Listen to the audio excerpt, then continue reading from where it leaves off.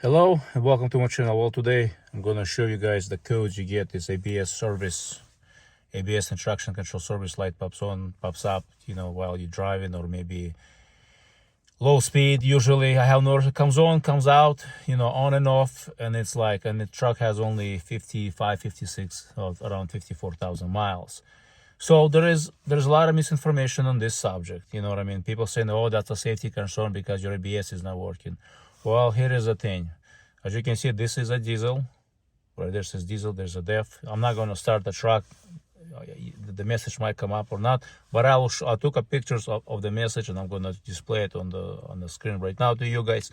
I want to explain to you, just because the message comes on and comes off, don't worry about it. It's not a safety concern.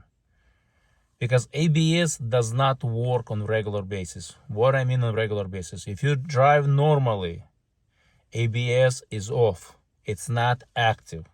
When does the ABS comes on? ABS comes on two things. When you're trying to lock up the wheels. And if you drive that you have to lock up the wheels, then you're driving unsafely. Then it's not an ABS becomes a safety concern. You are the safety concern for yourself, for your close ones, and for other people on the road. If you're driving that you have to lock up the brakes all the time. Second, traction control. Traction control will not work because it pulsates.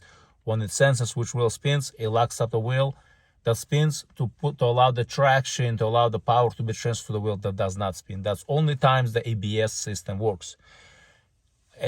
All other times, ABS does not work, because otherwise people will be replacing ABS every year. It's expensive. They get hot trying to pulsate and switch the fluid, and you will be changing fluid every year too, because the fluid will be pressurized, and it just makes no sense for ABS to be working. People drove cars without ABS for over 100 years. Yep, 100 years. And they had less accidents than we have right now. Why? Because people exercise their common sense. People were more careful on the roads. Less distraction with the phones.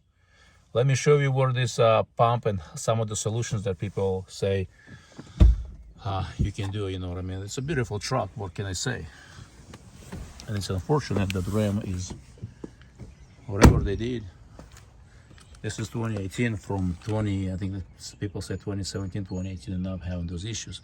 So the ABS unit is right behind on the driver's side, right behind those wheel well plastic liner. So if you remove, right in that area. People say unplug, clean everything, put it back together, and the problem will go away. Nah, that's not gonna solve the problem. Unless your truck was flooded, maybe. But this truck has like almost 54,000 miles and did not have this problem until now. It's what, 5 years old, 2018, yeah. So now this message comes on, comes up, on and off. Should I be worried about? No. Am I going to be replacing it? No. I'll wait for the recall. I'll wait for the part to be available, and then if no recall, I'll do it myself. Simple as that. Because taking the truck to the dealer and saying it's not safe to drive and let it sit there for 6-8 months, well, you're gonna have other problems, you know what I mean? A mice will get in through your wires, your brakes will be shot in 6 to 8 months by the time they get to it, and your truck's gonna be having more problems after than before taking it. So it's not worth it. There is no need to panic. And if you one of those people that think it's a safety, well, then you shouldn't be driving the truck anyways, because you are the safety problem for other people and yourself on the road. You should not be locking up the wheels. You should be always maintaining distance. And there is cases where you have to lock up. How often did I lock up my tires on vehicles driving for what, 30 years or plus? Only once, just to test ABS in the winter time at low speed. Only one, just to test how the ABS works.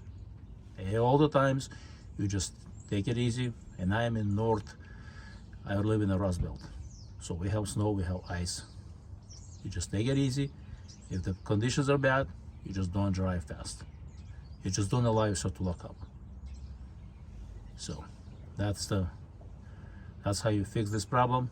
That's how you deal with the problem. And if you have questions, drop in the comment section. Thank you.